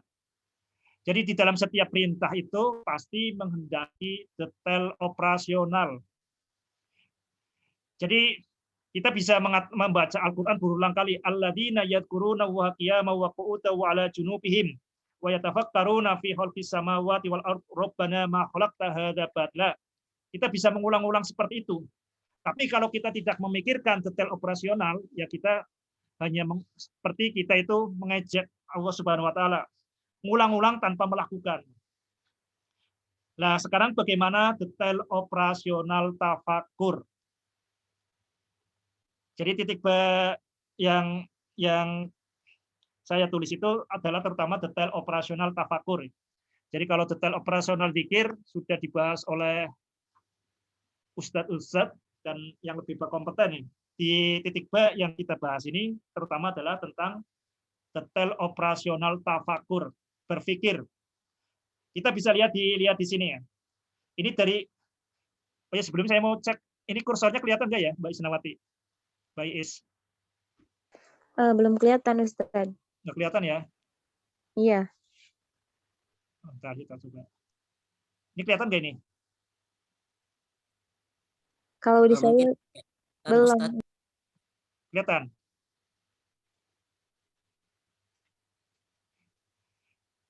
Kelihatan nggak? Iya, kelihatan, Ustaz.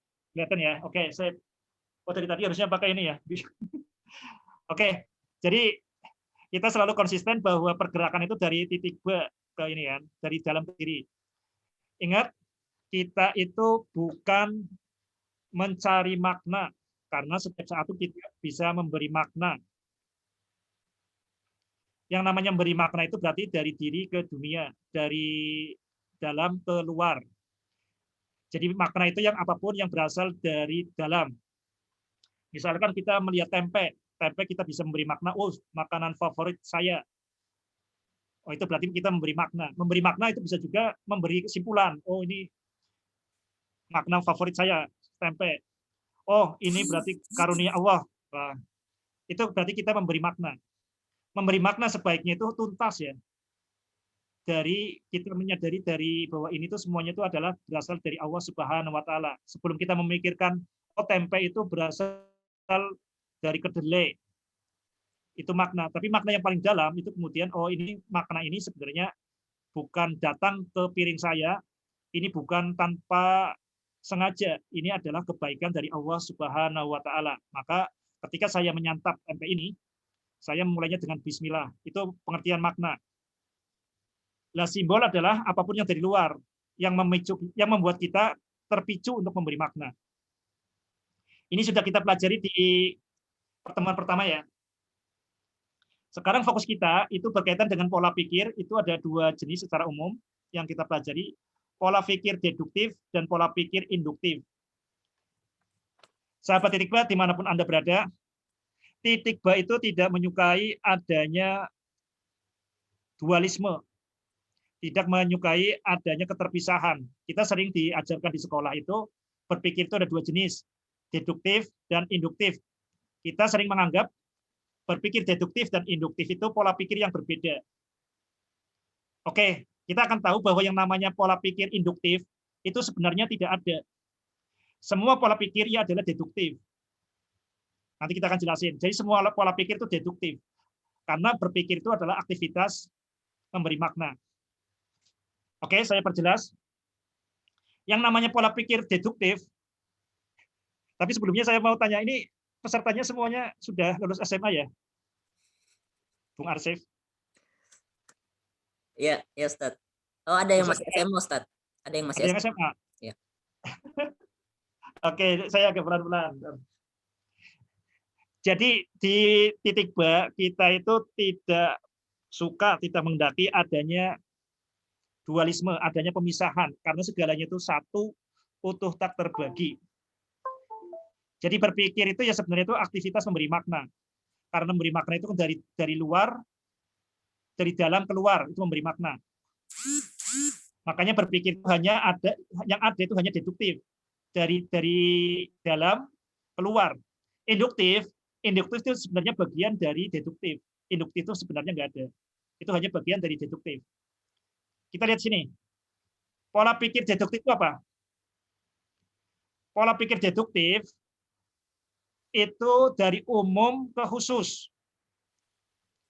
Misalkan kita mengatakan ini air teh ini manis. Ini secara umum. Lah, maka kita bisa mengambil kesimpulan kalau saya mengambil secangkir air teh ini, maka terasa manis. Itu namanya pola pikir deduktif. Dari umum ke khusus. Dan sekarang pola pikir induktif itu apa? Pola pikir induktif itu berangkat dari pernyataan umum, dari pola umum, bahwa dari khusus kita bisa mengambil pola umum. Tetap saja berarti pola pikir induktif itu berasal dari pola umum. Oke, ini bagian terakhir lumayan sedikit perlu berpikir ya, tapi mudah-mudahan bisa diperiksa dulu. Itu dulu pembahasannya, kita sampai ke bagian yang terakhir. Mudah-mudahan ada pertanyaan dan ada pernyataan. Saya tutup presentasi sampai di sini dulu, Mbak Iis. Assalamualaikum warahmatullahi wabarakatuh. Waalaikumsalam warahmatullahi wabarakatuh. Baik, terima kasih Ustadz. Kepada teman-teman yang ingin bertanya atau ingin memberi pernyataan, dipersilahkan untuk nyalain mic-nya atau bisa melalui kolom chat.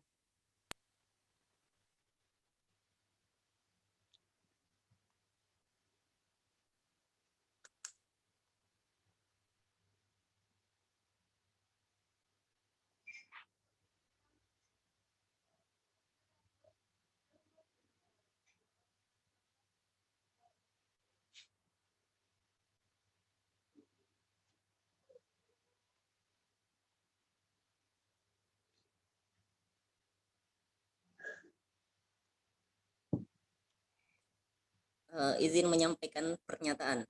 Monggo. Iya, Kak. Ya, bismillahirrahmanirrahim. Sebenarnya secara pribadi saya tidak terlalu tertarik menyampaikan ini, cuman beriring berjalannya tiga pertemuan di titik ba ini, saya merasa bahwasanya saya ngapain aja ya sekolah selama ini puluhan tahun gitu. Saya mencoba untuk merefleksi dari pertemuan pertama. Jujur saja di pertemuan pertama itu ketika begitu banyak pemahaman-pemahaman yang tidak bisa masuk di kepala saya karena mungkin keterbatasan saya dalam mengelola atau menganalisa atau apapun itu, atau mungkin istilahnya terlalu asing. Jadi saya tidak bisa menangkap banyak hal karena memang secara pribadi saya baru pertama kali belajar hal-hal seperti ini. Dan ketertarikan saya belajar seperti ini itu sebenarnya awalnya itu ketika saya mengenal tentang psikoconsciousness, dan itu akhir Desember kemarin, dan itu pun saya tidak terlalu mendalami itu. Nanti saya coba untuk mengikuti itu setelah Kak Maya memberikan mentoring khusus untuk inspirasi malam, sehingga saya mulai tertarik bahwa sebelumnya saya paham bahwa sholat itu penting, sholat itu benar, sholat itu kewajiban, dan lain sebagainya. Tapi yang saya pikirkan selama ini bahwasanya memahami makna Al-Quran, tafsirnya atau apapun itu adalah bagian dari orang-orang yang menggeluti jurusan tersebut, bukan untuk semua orang Muslim gitu, bukan untuk secara umum.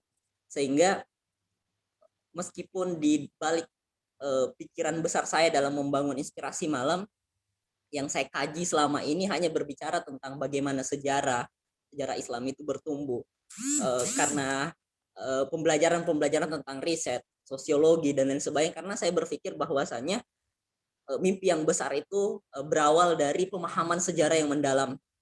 Dan sejarah yang saya pahami di sini adalah sejarah yang bukan berbicara tentang ayat dan lain sebagainya, melainkan sejarah terjadinya suatu peristiwa. Misal peperangan mungkin, atau runtuhnya suatu kerajaan dan lain sebagainya. Sehingga di bulan Maret kemarin sebenarnya saya sudah ditawari oleh Kak Maya sendiri lagi, langsung menawari bahwa ayo buat kegiatan seperti ini yang tiba ini. Dan saya masih berasa apa ya, maksudnya ini belak-belakan saja ya. Saya masih menganggap mungkin belum saatnya, karena cukup aktivitas untuk inspirasi malam juga cukup padat, dan kebanyakan teman-teman juga adalah mahasiswa, jadi mungkin untuk membagi waktunya dan membuat lagi event tambahan itu cukup berat. Sehingga ada suatu ketika yang menyadarkan saya ketika menginterview salah seorang kru, dan bagi saya itu suatu keajaiban kenapa pada saat dia ditanya, saya menanyakan beberapa hal dan itu bagi saya jawabannya itu tidak masuk akal. Kenapa ada orang yang mau gabung dengan alasan-alasan yang tidak masuk akal. Akhirnya beriring berjalannya waktu saya memaksakan untuk mengadakan titik ba ini, dan di pertemuan awal kemarin itu disitulah awalnya mulanya saya membaca buku-buku yang mungkin lebih mendekati tentang titik ba itu, karena jujur saja bagi saya bahasanya cukup berat, sehingga mungkin ada beberapa buku yang saya baca sebelumnya untuk agar pada saat saya baca titik ba itu ngeh gitu, oh gini maksudnya, oh gini. Dan itulah yang membuat perjalanannya ini semakin menarik. Pada saat sesi kedua kemarin itu juga membuat saya merasa bodoh banget ketika Ustadz mengatakan bahwa angka 1+1 itu udah selamanya 2. Dia itu mempunyai ketentuan-ketentuan, maksudnya hasilnya itu berdasarkan ketentuan tertentu. Padahal saya selama ini 4 tahun 5 tahun saya kuliahnya teknik informatika, dan saya tahu bahwa 1+0 itu hasilnya 1, bahkan bisa 0. Tapi pada saat itu kenapa saya tidak pernah tersadarkan bahwa oh iya ya, 1+1 nggak selamanya 2 gitu. Saya tidak pernah terpikirkan tentang itu. Saya terpikirkan tentang itu ketika saya mengikuti yang sesi 2 kemarin. Sehingga banyak tamparan-tamparan yang secara pribadi kena ke saya, bahwasanya saya hampir menganggap bahwa selama puluhan tahun saya sekolah dari SD, SMP, SMA sampai perguruan tinggi, saya kayak merasa dibodoh-bodohi gitu. Karena basic saya SMA itu ilmu sejarah, IPS, dan ternyata setelah saya banyak membaca buku sejarah akhir-akhir ini, saya merasa ini yang saya pelajari itu hampir semuanya nggak tahu ya itu keliru atau disembunyikan makna kebenarannya atau apapun itu, intinya ya nggak ada gitu. Nah, dan di pertemuan ketiga ini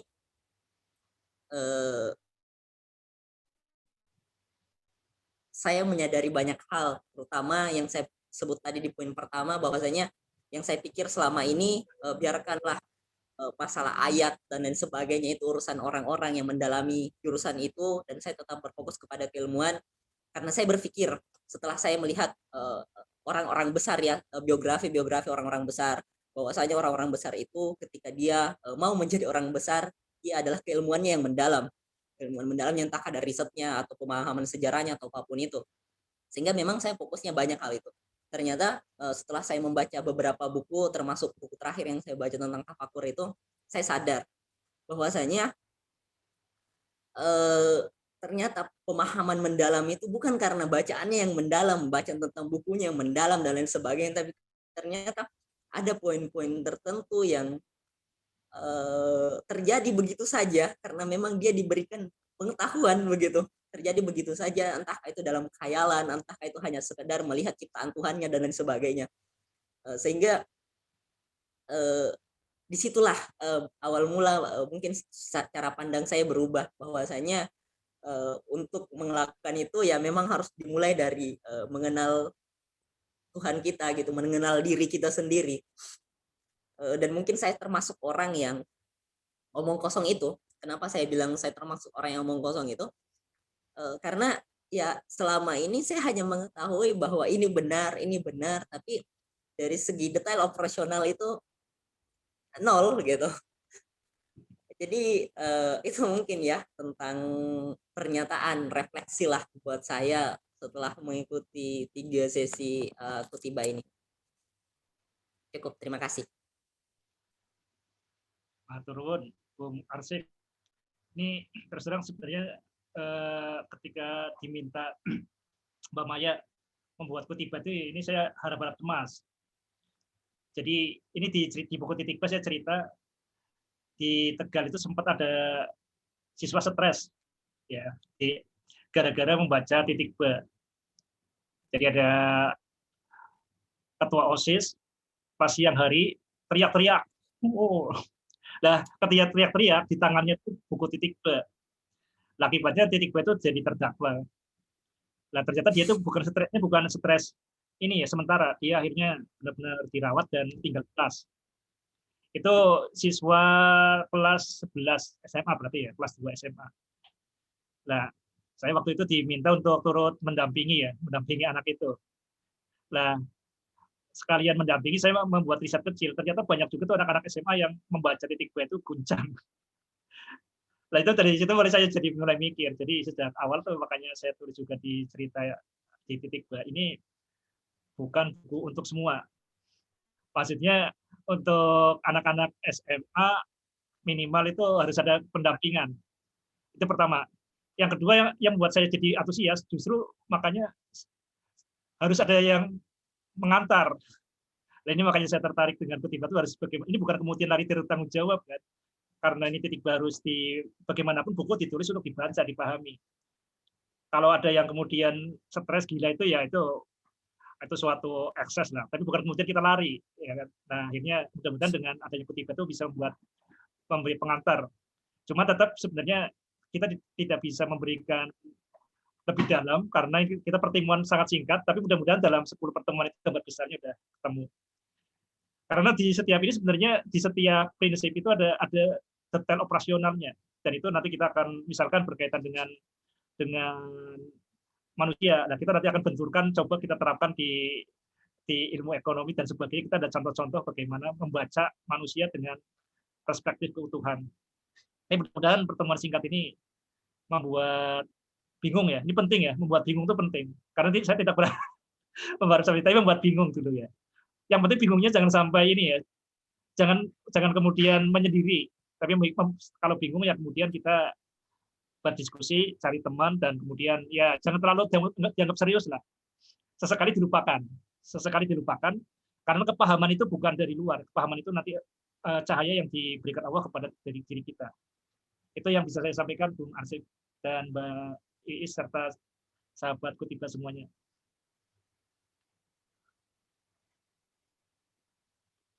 Mungkin ada teman yang lain. Ini sebenarnya teman-teman tuh ini ya, terlalu susah apa enggak ya saya berjatuh? Jangan-jangan bahasanya atau gimana? Mungkin teman-teman yang lain ada yang bertanya. Boleh berkaitan dengan konten maupun masalah di luar konten ya, yang bisa untuk perbaikan ke depan. Ini di chat ada yang memberi pernyataan, Ustaz. Oke. Ya. Dari Kak Indah Rahman. Pernyataan saya untuk 5 slide sebelumnya itu pada simbol 1, suara dari Tuhan, simbol 2, diri adalah prosesor dari simbol 1. Diri mesti jernih untuk menangkap makna dari suara-suara Tuhan. Kemudian yang selanjutnya itu pernyataan saya untuk slide bab 4, pada segala yang dapat kita kenali melalui indera maupun imajinasi merupakan satu, utuh tak terbagi, dan sejatinya tidak ada yang belum dikenali pun begitu. Kemudian pernyataan saya untuk slide bab 4, keunggulan manusia mampu menyebut nama-nama. Manusia mampu memproses simbol atau nama menjadi makna dalam berbahasa. Bahasa bisa juga menjadi kelemahan manusia. Gagal gagal memberi nama, makna, keunikan manusia. Bedakan paham dengan akrab istilah. Seperti Ini itu, Ustaz. kata kunci ya. Jadi bedakan paham dengan akrab istilah. Ini penyakitnya orang sekolahan itu seperti itu. Karena menganggap istilah itu ada, itu kemudian menjadi malah mengasingkan diri dengan realitas, bahkan mengasingkan diri dengan sesama manusia. Ini penyakitnya orang-orang pendidikan karena kita belajar lewat buku, berarti kita belajar istilah-istilah. Begitu kita menganggap istilah itu ada, itu kemudian kita bahkan mengubah istilah ke bahasa lain pun nggak mau.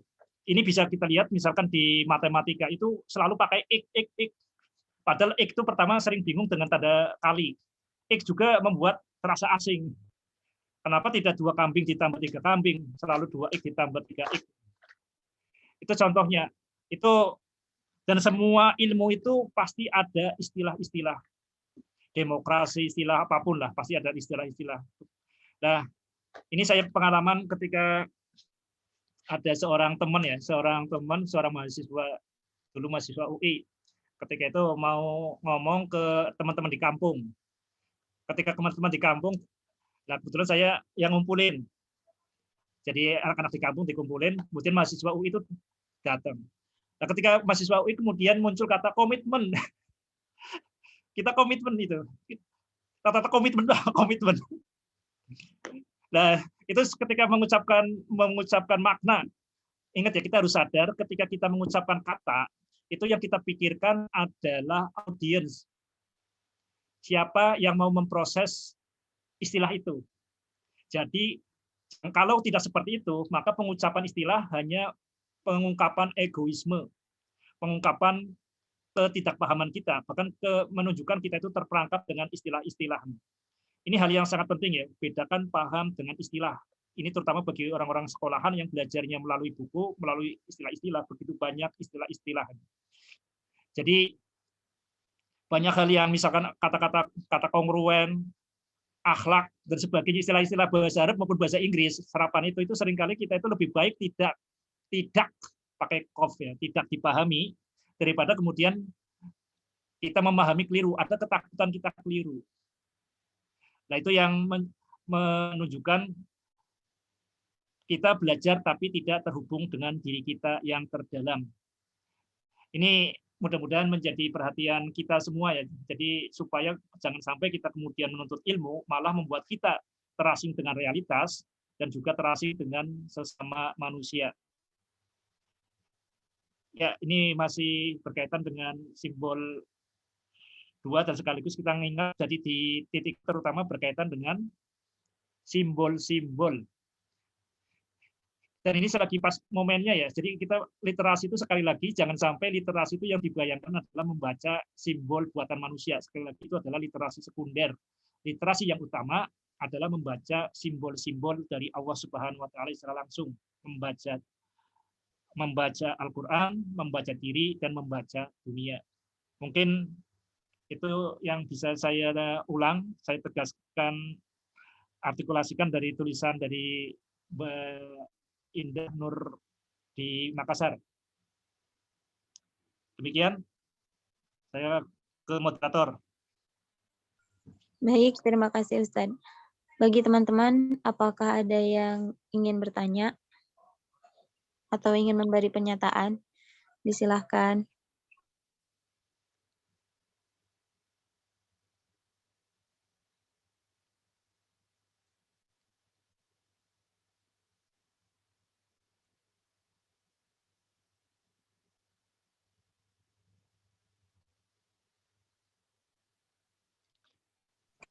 Bagaimana?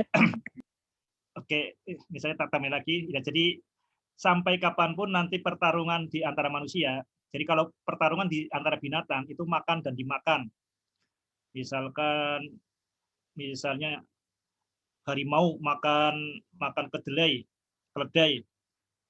kemudian elang makan ular. Jadi makan dimakan. Tapi pertarungan di antara manusia itu nanti ada pertarungan tentang menamai dan dinamai di simbol. Jadi kita bisa ini selalu seperti itu. Apakah ini adalah halal apa haram, apakah ini demokrasi apa bukan, itu selalu berkaitan dengan perang simbol pemaknaan. Jadi pertarungan abadi manusia, baik di dalam dirinya maupun di sesama manusia, itu adalah pertarungan tentang pemberian nama, tentang pemberian makna. Jadi sebenarnya pemberian nama, kalau disadari itu sebenarnya kita memberi makna. Selalu seperti itu. Apakah kemudian misalkan kita lihat misalnya apakah ini toleran, intoleran, selalu itu kan tema-tema selalu masalah nama, masalah pemberian nama. Itu adalah pertarungan abadi. Itu bukan hanya, sekali lagi, bukan hanya terjadi pada awal kisah manusia yang terjadi pada Nabi Adam, tapi itu adalah pertarungan abadi di manusia, yaitu pertarungan tentang penamaan. Kita selama ini sebenarnya umat Islam itu ya dalam kondisi sekarang itu dalam kondisi inferior ya, karena penamaan itu selalu dari sudut pandang barat. Timur Tengah misalnya. Timur Tengah itu apa? Negara Arab. Kenapa disebut Timur Tengah? Ya karena sudut pandangnya sudut pandang Eropa. Jadi Arab Saudi itu terletak di Timur Tengah, dilihat dari Eropa. Nah kita ikut-ikutan. Nah itu sebenarnya yang menang ya yang pemaknaan itu. Nah, kalender kita menggunakan kalender Februari 28. Ada penamaan itu, yaitu ada penamaan itu menunjukkan supremasi ya. Jadi yang menguasai nama, penamaan itu berarti yang menguasai peradaban manusia. Pertarungan penamaan itu bukan hanya di awal cerita manusia. Ingat, titik awal menentukan titik-titik selanjutnya. Mungkin itu yang penutup pertemuan kita kali ini sekaligus closing statement ya. Mudah-mudahan bermanfaat. Ya ayyuhalladzina amanu taqullaha wa qulu qawlan sadida yuslih lakum a'malakum wa yaghfir lakum dzunubakum wa may yuti'illah wa rasulahu faqad faza fawzan 'azima. Wassalamualaikum warahmatullahi wabarakatuh. Waalaikumsalam warahmatullahi wabarakatuh. Terima kasih Ustadz untuk penyampaian materinya. Mungkin untuk yang selanjutnya dari saya cukup